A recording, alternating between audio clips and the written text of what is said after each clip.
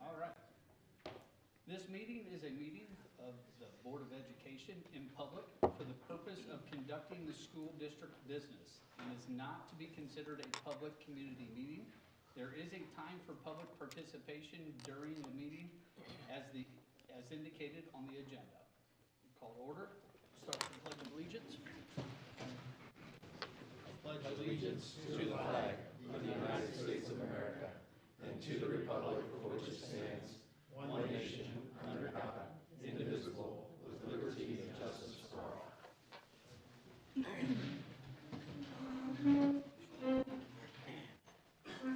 Mr. Klaus. Here. Mr. Huber. Here. Mr. Hilsman. Here. Mr. Schleicher. Here. And Mrs. Summer. Here.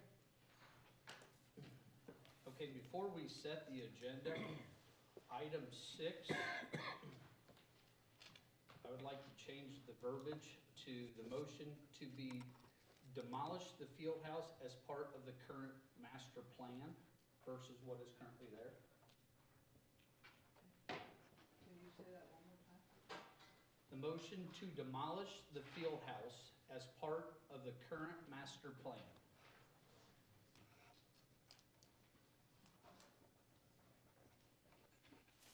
You need a motion? If you agree, then we can just move on to set the agenda, and that will set that. Do we? Okay. So we do need a motion to set the agenda, though, John. I'll move to set the agenda. I'll second. Mr. Klaus. Aye. Mr. Huber. Aye. Mr. Hilsman. Aye. Mr. Schleicher. Aye. And Mrs. Summer. Aye.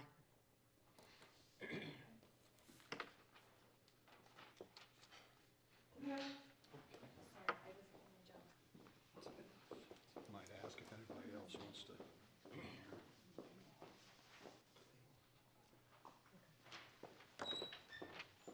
Thank you.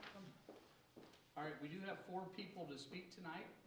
We are going to limit time to 3 minutes. When there's 30 seconds left, I'll give you a nod just so you know that you have 30 seconds left. First up is Scott Miller. Please also state your name when you come to the microphone. So not 30 minutes? No. 3 minutes. 3 minutes, all right. My name is Scott Miller. All right. Since the survey results were released on March 13th, I have engaged in several meaningful discussions with multiple people in the district, several of whom are in attendance tonight. The district is at a crossroads due to a convergence of factors, some of which have been building for many years and even decades. And tonight, there are 2 ways we can go. The first is continuing on the same beaten path of public distrust in the board, or we can come together as a community and school district and figure a way forward. The 3 main factors that have gotten us to this decision here tonight is the Garmin-Miller facility plan from September 16th, the public survey from this past March, and the ongoing facilities project and remaining LFO dollars. The first and most important thing we need to do is finish up the school building project so our students and teachers have the best learning environment we can possibly give them. Any remaining money should then be considered for extracurricular activities of the district, arts and sports. Based on the most up-to-date information from the board, there's approximately $6 million in unallocated funds remaining for the project, while any combination of the Garmin-Miller athletic presentation is in excess of $7 or $8 million. As a taxpayer, I would not recommend earmarking all $6 million in remaining funds to the athletics. That decision is very short-sighted, which is something that has plagued Celina City Schools for many years. Instead, we need to take the information we have with the money we currently have and lay out a plan to accomplish the goals of what we want Celina athletics to look like. The athletic facilities plan is something we should strive to implement in as many ways as possible, but we must also understand our limitation due to money and the public desire to keep the field house and stadium. There seems to be an understanding among the public that a large, all-encompassing athletic capital campaign is needed to start building our way forward. This capital campaign is not some far-fetched idea that was conjured up last night. I, along with several others, have done some significant administrative legwork over the last 6 to 8 months, and we believe we are ready to work together under the umbrella of the Booster Club if the board will make the appropriate decision this evening. At this point in time, the main priority for the athletic facilities project is the construction of a new track, and I'm asking the board to consider utilizing LFO funds and the Dan Otten Memorial funds to build the new track. After that, most other projects within the scope of the athletic master plan must be privately fundraised, and that includes the field house and current Celina Stadium, as well as the TriStar Automotive building revamp. We as a community bear a tremendous amount of responsibility to make sure we raise enough money, because if we do not, we will have a very tough decision in the future to make. I strongly believe if we can find common ground as a community, we will be able to accomplish many great things, but it will take time to create. Thank you. Thank you. Next up is Teresa Howick.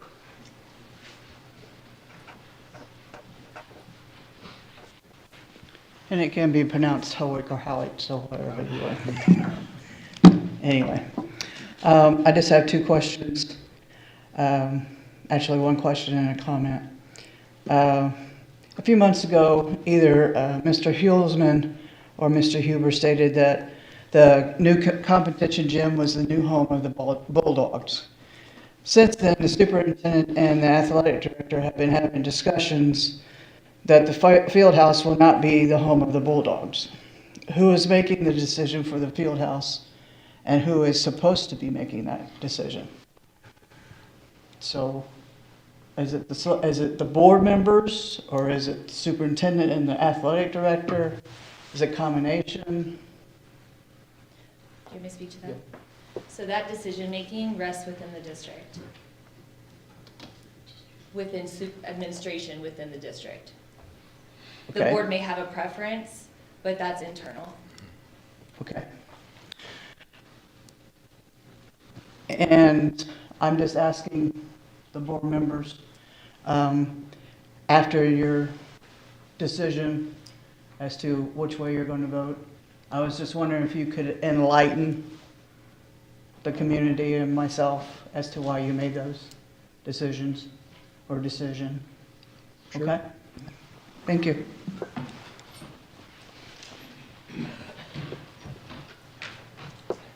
Bill Self.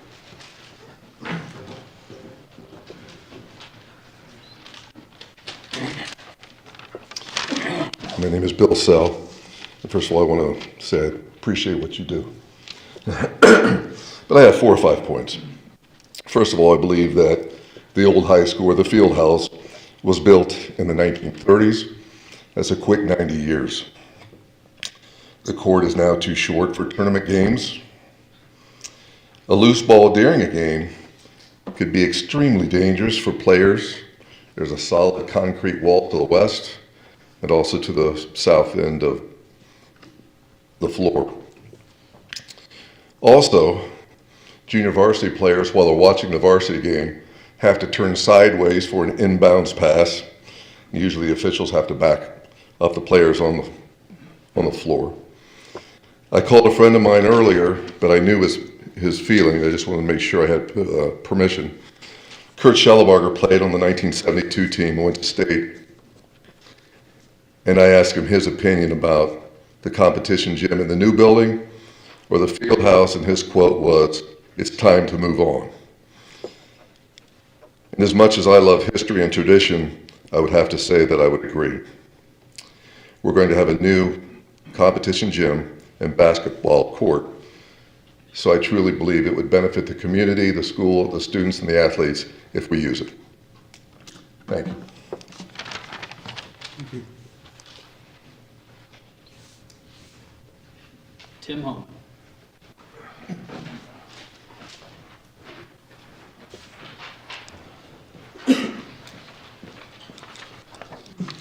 Tim Homan.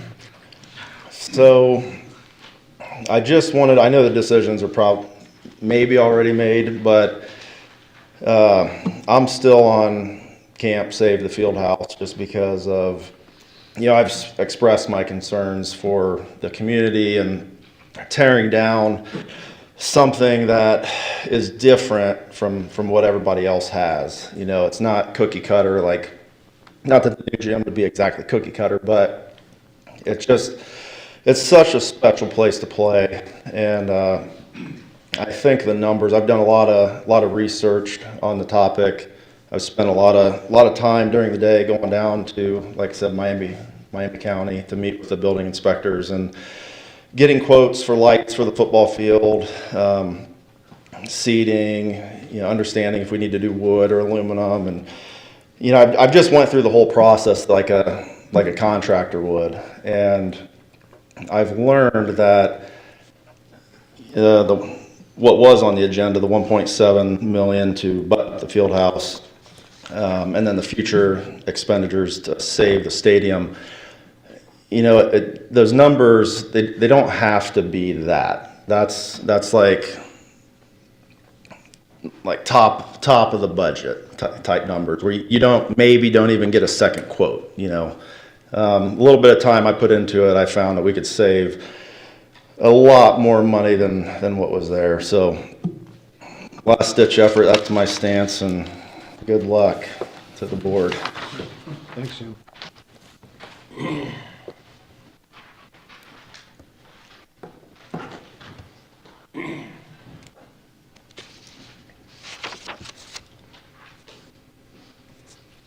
Okay.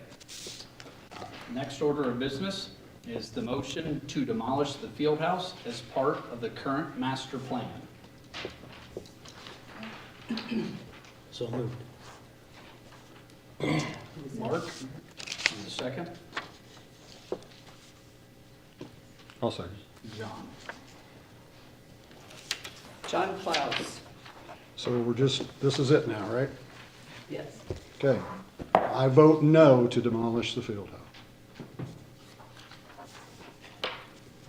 Carl Huber, I vote no as well. Mark Hilsman, I vote yes. Adam Schleicher, I vote no to demolish the field house. I think we need to continue to look forward and grow as a district, but we also have to look at what the community has said, and the survey showed that, and that's why I'm voting no. and Julie Summer. I vote no. The vote is 4-1. No, sorry. 1-4. Okay. Motion carried. Did we want to, any of us want to elaborate like Adam did on his decision? I will. Okay, I'll go too. I voted no for several reasons, but the biggest reason that I voted no is by doing this and holding on to the field house and its locker rooms and things for the football field, it gives us a gradual way, which I think we will eventually, not me, but the next boards will move in to the master plan when they have more money. There isn't money now to do all the things, like Scott said, there isn't money now to do all the things we want to do in the master plan. And if we take the field house down, that pretty much takes the football stadium with it because it no longer has bathrooms or locker rooms. So that's why I voted that way. I think it gives this board and the next board more flexibility. Yeah, I'm of the same stance.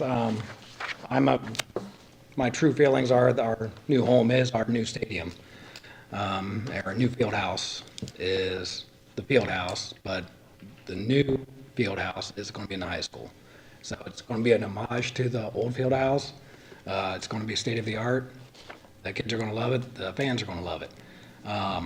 I don't have anything against having the field house stay. It's an extra gym for our kids. We can use it for other activities. How long it'll last, what we're going to do with it, that's yet to be seen. As far as the funding part of it, that's the part that really drove my decision. right now, like John said, we don't have the funding. We don't even know how much funding we're gonna have by the time we're through with the high school. We may run into some more increases in cost. We don't know. We ran into them in the elementary build, so who knows what's gonna happen with this. So I'd rather play a little bit safer and hold on to some of that extra funding until we're through with the high school, then we can move on. But also, I'm with what Scott said, also publicly raise some funds to move on to those extra builds and do the football stadium if that's what the public wants, and move that over here and do something else with the football field over there. That's up to privately raised money.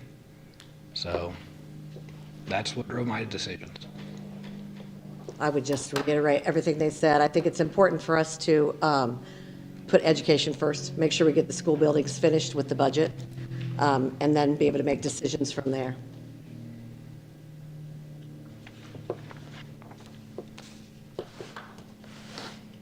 Okay.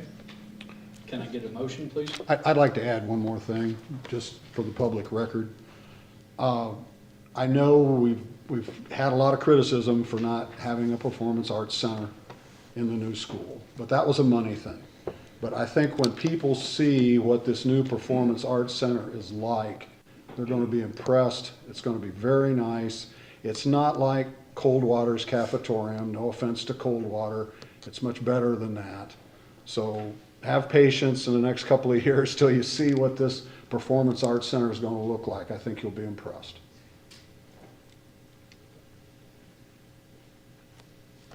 Now I'm done. Okay, can I get a motion, please?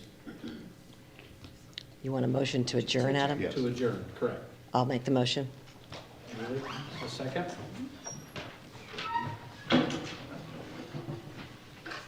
Nobody I'll second. Carl, all in favor, say aye. Aye. Aye.